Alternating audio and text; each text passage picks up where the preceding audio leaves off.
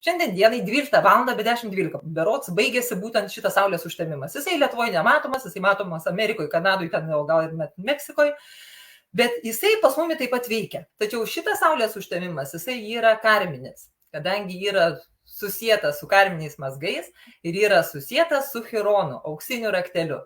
Tai mes šiandien kalbėsim, kaip atrakinti tas auksinės duris į savo sėkmę ir kokias permainas ir kokius pokyčius mums reikia padaryti, kad mūsų tas 18 metų ateinantis gyvenimas būtų džiaugsmingas, laimingas ir kupinas džiugesio. Jisai yra kolidorius, kuris prasidėjo kovo 25 dieną, tai buvo užtemimas ir dabar būtent balandžio 8 dieną jisai baigėsi tas užtemimų kolidorius ir šitą saulės užtemimas iš tikrųjų turi tokį, sakyčiau, būtent tą karminį posūkį, ne? Ir tos mumis stebi karminė tarnyba, ne? Kadangi karminiai mazgai susijęti kartu su mėnuliu ir su saulė.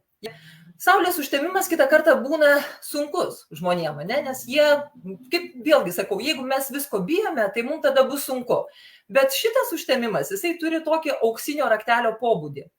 Kadangi Chironas yra auksinis raktelis, kuris mums atrakina būtent tas pasąmonės gelmes ir mūsų suvokimo lygį, karminis ženklas nuteikia mumi eiti tikslo link, saulė su mėnuliu tai yra mūsų siela ir mūsų dvasia, tai yra avino ženklė viskas. Avinas yra pirmasis mūsų ženklas, pirmas pavasario šauklys ir jisai būtent šitas užtemimas, būdamas avino ženklė, iš mūsų reikalauja drąsos.